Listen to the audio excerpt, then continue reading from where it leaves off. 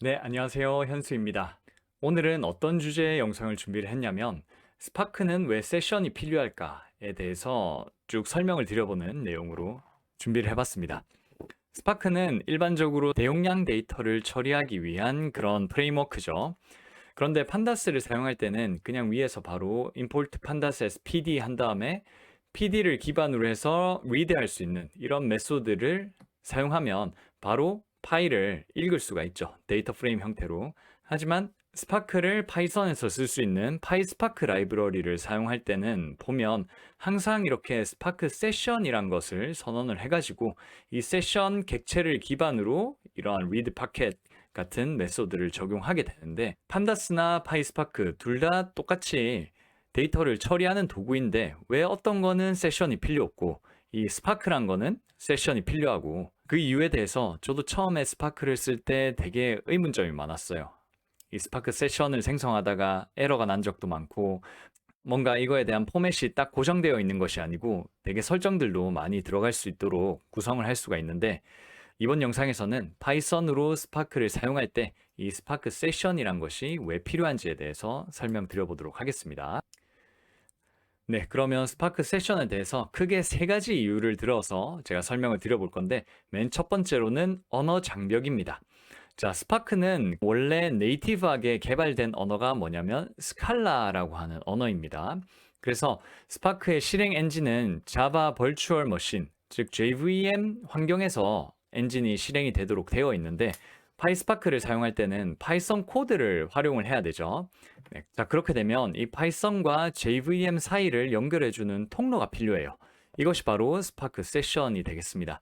파이썬을 활용해서 스파크를 사용하고자 한다면 반드시 세션을 생성해야 되는 이유가 이것입니다. 자, 그래서 판다스는 파이썬으로 개발이 되어 있기 때문에 파이썬 메모리 안에서 바로 실행이 되고 임포트를 통해서 별도의 통신 과정이 필요 없이 바로 메소드들을 쓸 수가 있지만 스파크는 스칼라로 기본적으로 개발이 되어 있고 파이썬으로 사용할 수 있도록 랩핑한 형태로 파이스파크 라이브러리를 제공해주고 있거든요. 그렇기 때문에 실제 작업은 JVM 위에서 수행되기 때문에 그 파이썬과 이 JVM 사이를 연결해주는 이런 게이트웨이 역할을 스파크 세션이 한다라고 생각해 주시면 되겠습니다. 그래서 즉 세션을 만들지 않으면 파이썬 코드가 스파크 엔진에 명령을 전달할 수가 없는 것이죠. 자, 그리고 두 번째 이유는 분산 처리 구조의 가상 구현 때문입니다. 스파크는 기본적으로 여러 대의 컴퓨터가 하나의 컴퓨터처럼 모여가지고 작동이 되는 이런 클러스터 컴퓨팅 환경, 분산 처리 환경에서 작동되었을 때 최적의 성능을 뽑아낼 수 있도록 설계가 되었는데요. 하지만 매번 스파크를 그런 분산 환경에서 사용하지 못하죠.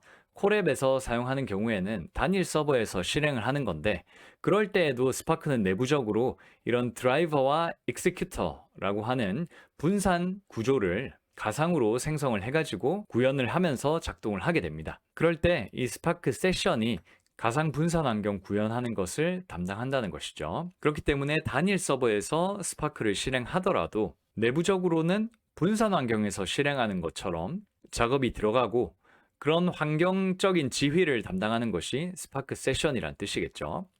자, 그 다음 마지막 세 번째는 이 lazy evaluation이라고 하는 특성에 대한 자원 실행 관리 때문입니다.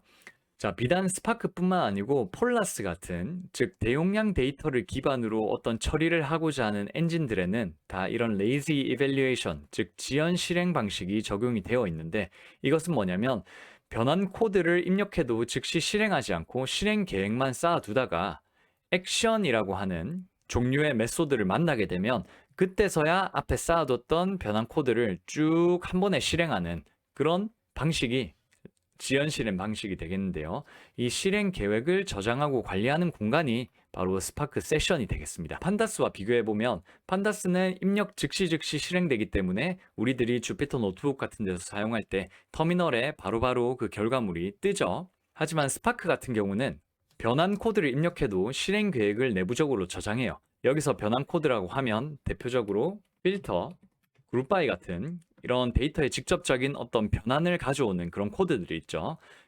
그런 성격의 코드들이 바로 트랜스폼 유형의 메소드인데 이런 것들이 실행이 되면 그 계획을 세션에서 계속 관리를 하고 있다가 액션 형태의 메소드, 예를 들면 show나 count 같은 것들이 적용이 되면 이제 실제로 실행이 되어 가지고 그 결과물이 터미널에 출력이 됩니다.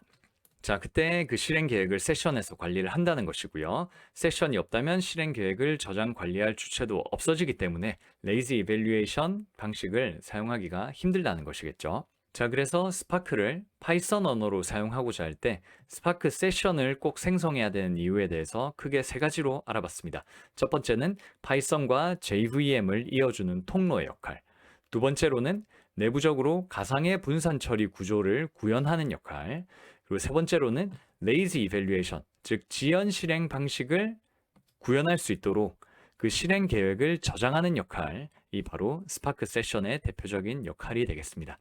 자, 그래서 파이스파크 코드를 치게 되면 맨 처음에 이렇게 스파크 세션이란 걸 임포트하게 되는데 스파크 세션에다가 빌더 그리고 앱 네임 마지막으로 get or create 이렇게 세 가지 기본 메소드를 조합해 가지고 스파크 세션을 만들 수가 있고요. 그 외에도 이렇게 마스터로 해 가지고 로컬 실행 시에 CPU의 모든 코어를 사용한다라고 하는 옵션이나 각종 설정들, config 값들을 미리 스파크 세션 생성할 때 넣어줄 수가 있습니다. 그리고 하이브 서포트라고 해서 스파크를 사용할 때 하이브 사용을 활성화시켜 가지고 다루는 데이터를 테이블 형식으로 하이브에 저장할 수 있도록 해주는 그런 옵션인데 이런 옵션도 활성화를 시켜줄 수가 있습니다. 자, 이런 것들이 다 설정이 된 다음에 스파크라고 하는 변수 이름에 스파크 세션 객체가 저장이 되면 이제야 비로소 스파크를 기반으로 해서 다양한 메소드들을 칠 수가 있는 거예요.